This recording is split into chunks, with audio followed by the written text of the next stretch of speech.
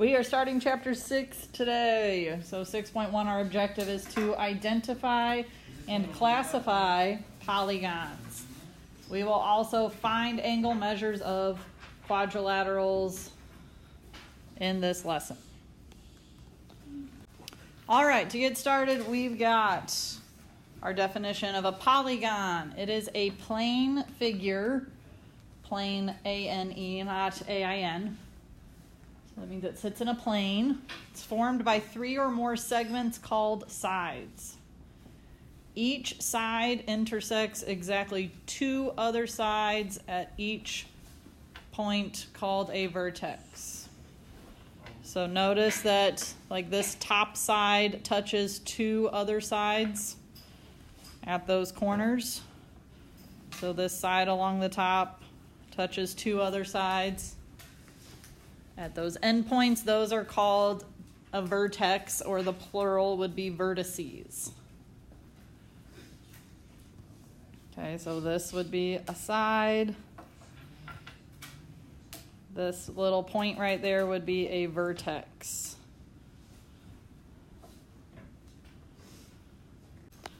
Our next definition is for a diagonal. It is a segment that joins 2 non-consecutive vertices of a polygon. Non-consecutive means what?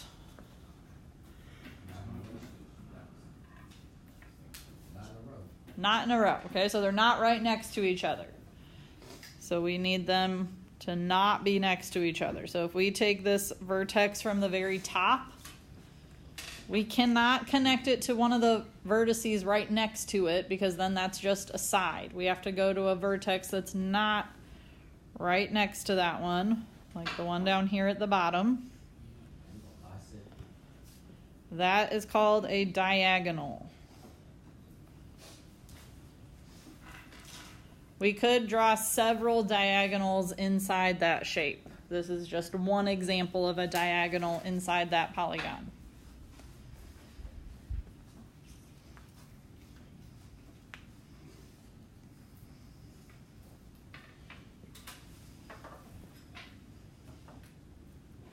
Ready to keep going? Okay.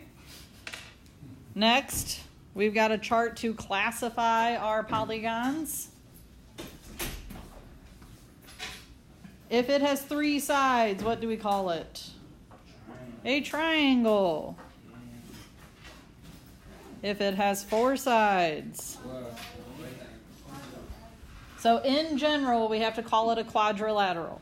This chapter, we will learn more specifications where we can decide if it's a square, if it's a rectangle, a rhombus, a parallelogram. We'll talk all about them. But in general, a 4-sided polygon is a quadrilateral.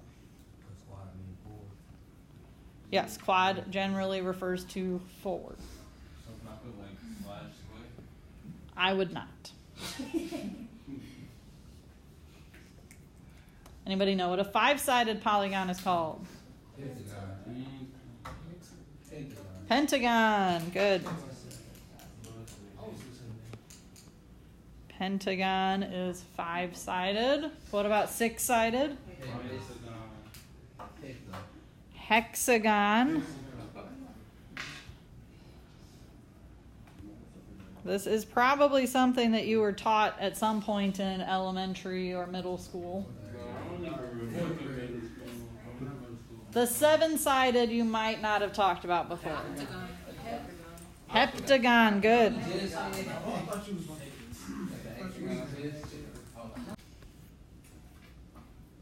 A 7-sided figure is called a heptagon. Heptagon.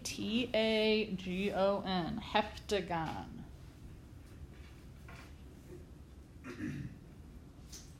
Can anyone raise their hand and tell me what an 8-sided figure is called? Cade. Octagon. An octagon.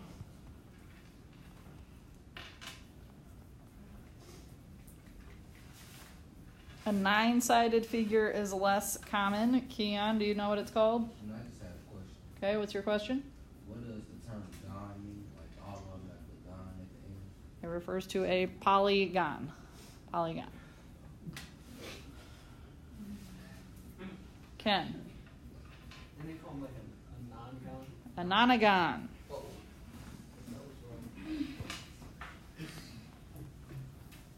Nine-sided figure is called a nonagon. Can anyone raise their hand and tell me what a 10-sided polygon is called? Raise your hand was the first part of that instruction. Honesty? A decagon.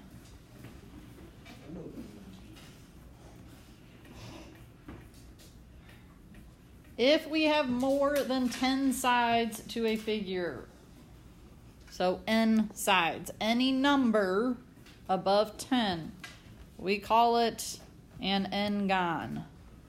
For example, if it had 22 sides, we would call it a 22-gon. So n stands for any number. We could replace n with any number bigger than 10. All right, the quadrilateral interior angles theorem states that the sum of the measures of the interior angles of a quadrilateral is 360 degrees. Remember how we had triangles before? Inside of a triangle, they always added up to what? 180. Now, if we have a quadrilateral, meaning it has how many sides? 4 sides. No matter how those sides are arranged, if it is a quadrilateral, the angles inside add up to 360. Our first set of examples just asks us to determine if the figures are polygons and explain. Really, we just need to explain if it's not. If it is, it would kind of be a lot to talk through the explanation of it. So we will just worry about explaining if it is not. On letter A, do we think that A is considered a polygon? No. No, it's not. Who can tell me why they think it's not? It's curvy. So if it has curves to it, they do not have straight sides that meet at vertices. So it is not considered a polygon. So you could just say no, curves. Letter B, does that look like a polygon? Yes. Yes, I would agree that that is a polygon. All of the sides meet at vertices. Letter C, do we think that it is a polygon? Yes. C is actually not. Can anyone pick out why it might not be? It's not even how. Because they're not together. I think you're on the right track. It's not just one shape. Good. So it's not just one open shape. The main reason being that those lines cross each other. So because those lines cross each other, it's not a polygon. Lines intersect or lines cross. All right, letter D, do we think that that's a polygon? Yes. Yes, I would agree.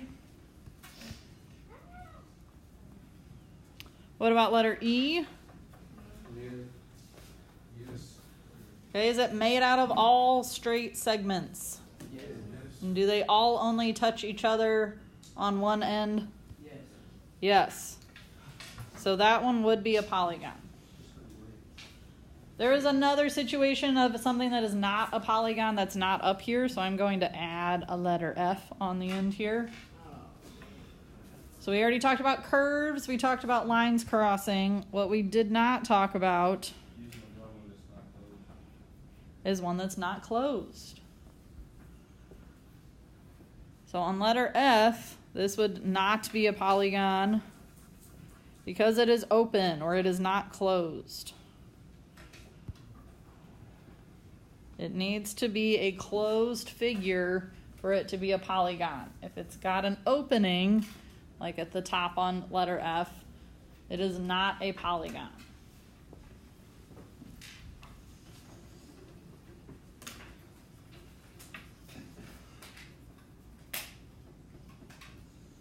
Any questions about the first set of examples?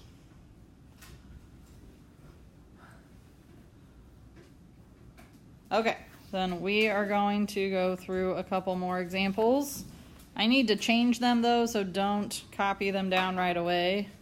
I'm just going to be erasing them and redrawing them. Those are not exactly the examples I want to use. So we are going to be finding missing angle measures. So let's have, what I'm drawing, you are going to draw. I'm just not doing a great job of drawing them.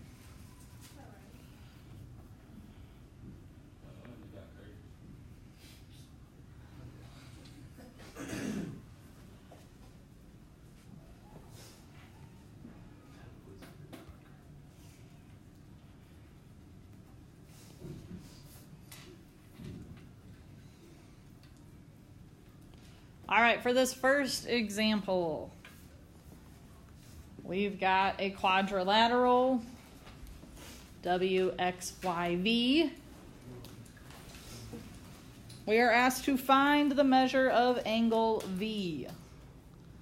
Now, earlier in our notes, we talked about the missing angle of a quadrilateral.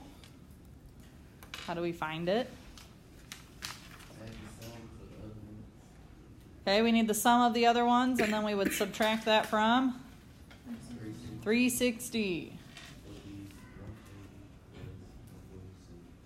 Okay, so what are both of X and W? Those measures are 90 each. So we could just take 360 minus 90 minus 90 minus 146. If you prefer to add them up first and then subtract one big number from 360, that's fine. You'll get the same thing either way. What do we end up with? 34? Do we agree with that? Yes. Okay, so the measure of angle V would be 34 degrees. All right, number 2 is a little bit more complicated than number 1, but we're going to start it off the same way. We know that if we add all of these up, it should equal what? 360. So if you need to, you can write out one big equation. 24x plus 3 plus 86 plus 75 plus 100 equals 360. Now, I'm not saying you have to do that every single time, but this is how we are going to get to our answer. We set up this big equation. We add all 4 angles together. It should equal 360. Then what should I do? Get the X on the line. I need to get X alone. Just say 75 plus 86 plus 100 to get 261. Well, what else is like that? Oh, plus the 3, Plus the 3 would give us, 264. so 24x plus 264 equals 360. And say 360 and minus 264. Subtract 264 from both sides. 96. And then say 96 divided by 24. And X will equal 4. X equals 4. Thank you for that explanation, Keon.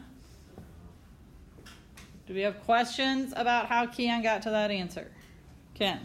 Do you have to plug the 4 back into the X? We do. Why do we have to do that? Because it's not complete. Good. We were not asked to solve for X. We were asked for the measure of angle V. Right now, we still don't know that. So if we plug X back in, we're going to have 24 times 4 plus 3. What's 24 times 4? Uh,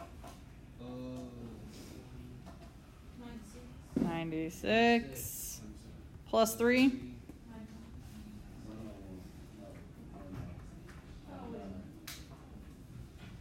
we okay with that?